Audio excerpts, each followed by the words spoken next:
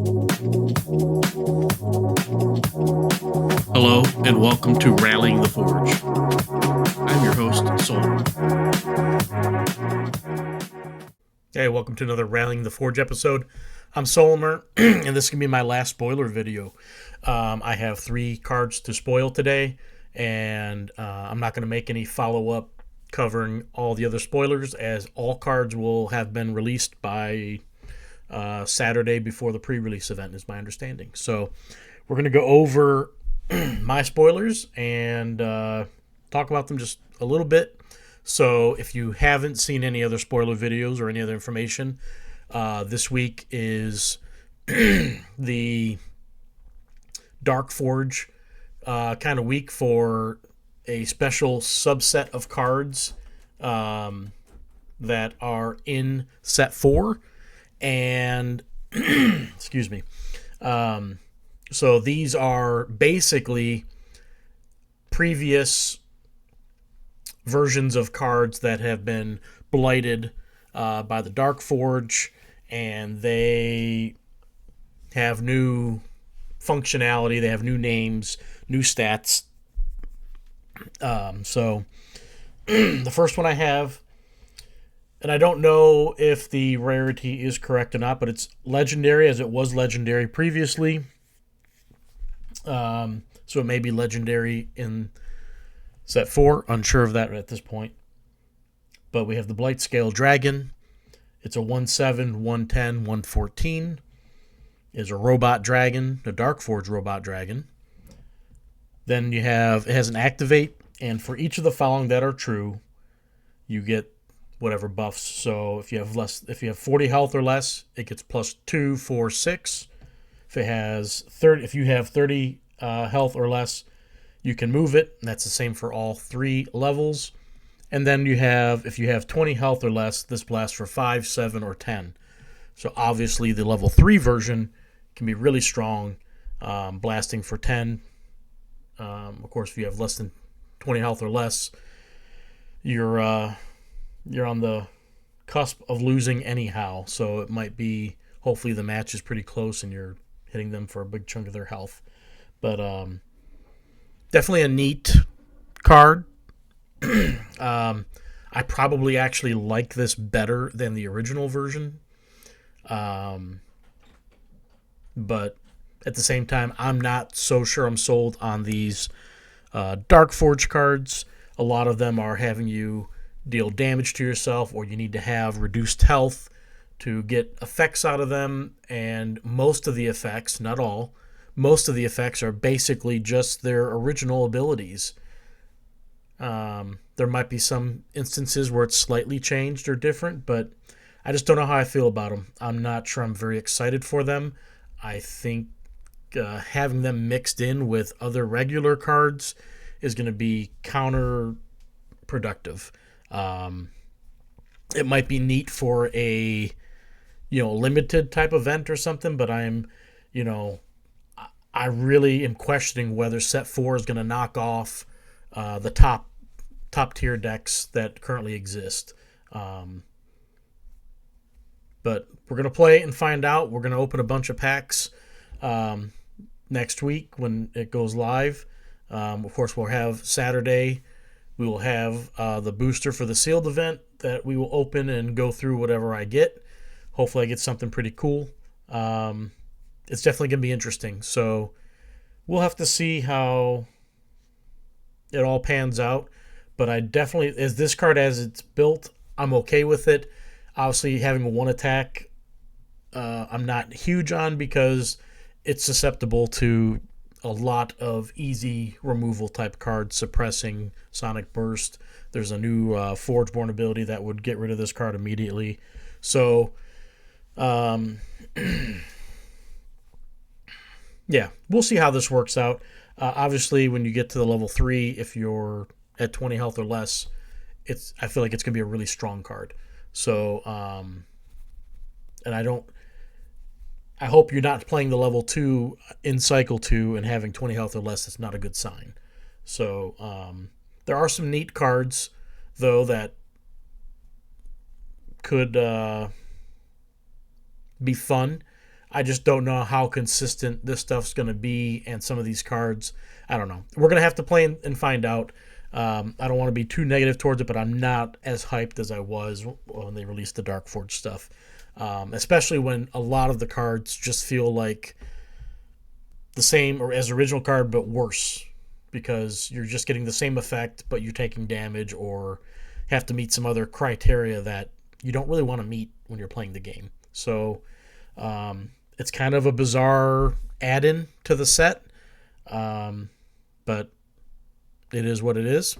So the next card is Darkforged Mech. So, of course, we know this is the... it was in previous sets, and now it's just Darkforged. It's a robot spirit. I think it was a robot spirit before the Ossuary Mech. I'm not really positive. I'm thinking it was, but I can't. I don't have the creature types memorized for all the cards, so I could be wrong on that. But I think it was a robot spirit before, but maybe it wasn't. But now it's a Darkforged robot spirit. I don't know if the Darkforged part is going to have any synergistic stuff. We'll know Saturday when all the Darkforged cards get released. So Justice Blinded is providing those spoilers. He's releasing currently all the standard cards by color. And then he's going to do Darkforged on Saturday, I believe. So you can tune into his channel and see all of those videos and spoilers. If you want to see all the cards, you're more than welcome to. He's got a new in his own scoring system. It's the pirate scoring system. He's got a neat little hat with that. So but check out his videos if you want to see all the cards and his rating and how he feels the power level on various cards and whatnot. So, but this one here looks like it has the same stats as the original card, and it has deploy, upgrade up to one level 1 card in your discard pile. If you do, this deals 2 damage to you. The level 2 is play up to 1 level 1 card from your discard pile for free. If you do, this deals 4 damage to you.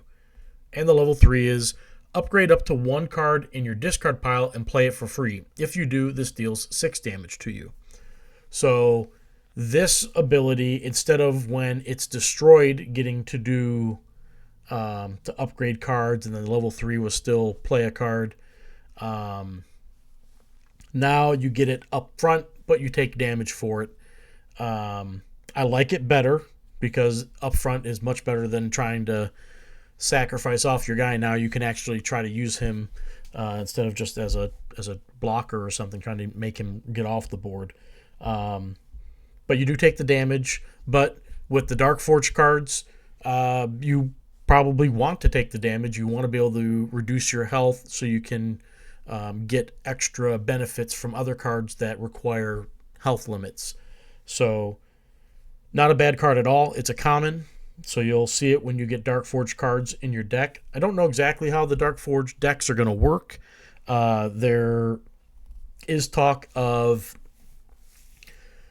you'll have a chance to get some, and when you do, it'll be maybe a certain amount, or if the whole deck will be Darkforged. I don't know if the whole deck's Darkforged. That's kind of neat, but if it's just bits and pieces, I'm not fond of split decks like that. Because they're competing strategies, in my opinion. So, like I said, we're going to have to play this out and see how the decks feel. It's very curious. So, I mean, it fits for the storyline stuff, and that's okay, but as a player, I don't really want to be reducing my health. There's already decks out there that can reduce my health quickly, and makes it difficult to play against them. This is only going to be worse for you, because these abilities are not game breaking. Where they're just not game breaking to me. So yeah, it's an okay card. It's better than okay, but you get the stuff up front, but you take that damage. So as long as you can take the damage, then you should be okay. Um, but yeah, that's that card. And then our last card that we're spoiling is the Voidstorm Shaman. And this, of course, is an interesting take on the original version. I think he's got the same stats. I know his damage is the same, but now instead of dealing it to creatures, he's doing it to players. You're doing it to both players. So I'm okay with this ability change because in an aggressive strategy, you do want to reduce your opponent's health. Granted, you're doing your own. It's like a flame jet being played for free, but it's obviously different stats. And if they don't kill it, you can do it over and over and over. So this can really reduce health for players quickly. Once you start getting the level 2 and 3 out there anyway. The level 1's only 2 each time, but it chips away. And if you're playing the Darkforged strategy, this can be really beneficial for you. Your opponent, on the other hand, if they're not playing it, it's just going to be a big negative for them. So it could be very interesting. They are going to need to get rid of this creature off the board if they're not playing life gain. And if you're playing a Darkforged strategy, you want to get your health down to get some big benefits potentially. So I like this card, and I like that it doesn't do any damage to itself, so it could potentially stay around longer. The problem with the original version, of course, doing damage to all creatures, was he instantly cut his own health in half, and you, at best, would get 2 procs off of him if you didn't pump him up or do something else of that nature. So I definitely like that he's going to keep his health and, again, be a useful creature. It's almost a better version of the original card. And not all the cards are, in my opinion, better versions of the original cards, but these 3 in particular, in my opinion, are better versions of their original cards. Don't get me wrong. There's not that the original versions aren't okay in their own right, but like this Blightscale Dragon, I really like the level 3 version. If you're at 20 health or less, you get the Blast 10. It gets 6 attacks, so it's at a 7. It's got good health. You can move it, and you can do that every turn. And once you're already at below 20, short of you gaining health somehow, you're going to be able to do that every turn, and that's really good. Even the level 2 with Blasting 7, that can be really good. I think it's so much better than the original version. So, the Darkforged Mech, I like this version much better because you get everything up front, like I said. The original version, you got it when it was destroyed. And so you were looking to have it block something that it's going to die to. And this one now, you can play it and hope that it's going to deal some damage, and they've got to deal with it plus whatever you're playing. At the level 2 and 3, you're playing something for free. So yeah, you took some damage, but hopefully you're in that situation where it's not going to kill you. So, and the Voidstorm Shaman definitely helps with aggressive decks. Like I said, it's like a flame jet every turn that you're playing for free, that this card's alive. So typically decks that are playing like flame jets and such, they're aggressive. They want the game to end as soon as possible because in theory their deck is going to be aggressive and get more damage through quicker, and they don't want to see the late game against a lot of decks. So this definitely can get there, and it's also a potential win condition when you get the health your opponent's health that low, that you can just drop this and deal the 6. So yeah, I like all 3 of these cards, and I think they are good changes. There are other cards that have been spoiled that I'm not so big on. So there are some cards that haven't been spoiled yet, but that will be, I assume, soon. And they're very interesting. And, maybe this will be a play style for people. I don't know how competitive it's going to be. Maybe if the whole deck is like a Darkforged theme, then it's possible. If it's just mixed and matched with some stuff, I mean, you really need some synergy there. But there are some really cool Darkforged cards that are going to be released by other content creators.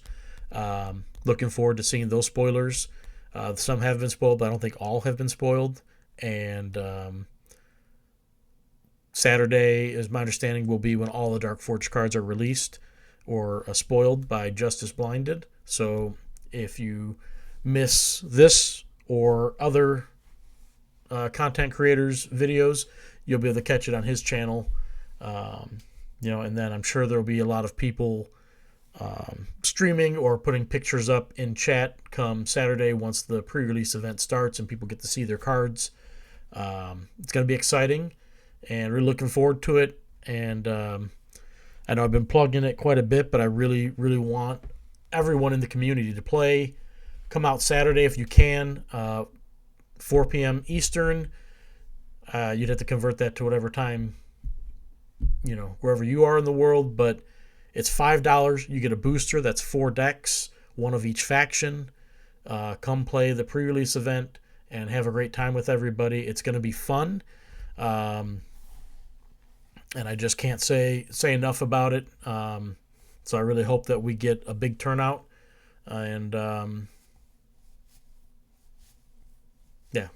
That's all there is to it. So it's gonna be fun though. So that's all I have for this video. I rambled on a little bit longer than I intended to, but just hope that you guys enjoyed all the spoiler videos we were able to put out. Thanks to SBE for allowing us to do that and giving us the images to use in our videos. And thanks to, of course, the community for supporting not only my channel, but other content creators' channels, and all the work that everyone's put in to put these videos out and spoilers out for everybody. So hopefully everyone's enjoyed all this stuff, but it's going to come to a conclusion, and Set 4 will release globally next week. So depending on where you are, it'll be either the 14th or 15th. And there's going to be a lot of fun opening decks and seeing what people get and what people come up with to fuse together. It's going to be a fun few weeks at the minimum, and seeing what people come up with. And don't forget, at the end of the month, there's going to be a qualifier event that SB is hosting, and you can bring your bronze decks, and top 8 will get their decks silvered, top 2 will get their decks to gold, and there's I think there's prizes for top 8, pretty sure, but I don't think it's been released yet on what they're giving out, if it's going to be the same as what they did for the first qualifier. But there is one at the end of the month. There'll be one at the end of April, and there will be one in May that'll be the championship. It'll be a gold event, gold and silver decks only. So if you don't have a deck silvered or to gold, then these events are opportunities for you to get a deck to that. And if not, you can still do it by playing in other events. SolForge does at least one event a week. Sometimes they do 2, where they do a limited and a constructed event. So you can play in those events, and if you win multiples with that same deck, it will get leveled up to silver. So search for those events on the website and sign up if you want to play. And then I'm not sure, there's the Upside Down on Wednesdays is a constructed event, so you can also level up decks there if you win. Top 2 in all of these events get renown added to their deck. It takes multiple wins. I think it's just 2, might be 3, to get your deck from bronze to silver. Excuse me. I'm trying to think if there's any other events going on. I know there's the Saturday Sealed Showdown, but that would give you just what the Sealed comes out with. So it might just be those handful of events. I'm not sure if there's any other TOs running events currently, but definitely sign up to play in the qualifiers to get your decks to silver or gold, and potentially have opportunity to get some prizes out of it. It's going to be a fun few weeks, maybe a month, maybe 2 months. It's going to be a lot of playing, trying to figure out what's going to work best here and what cards are truly the elite. So again, thank you for watching.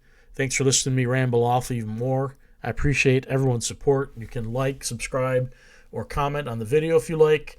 And I will definitely see you guys in queue and around and in the game. Thanks. Take care. See you guys next time. This has been an episode of Rallying the Forge. Thank you, and we'll see you next time.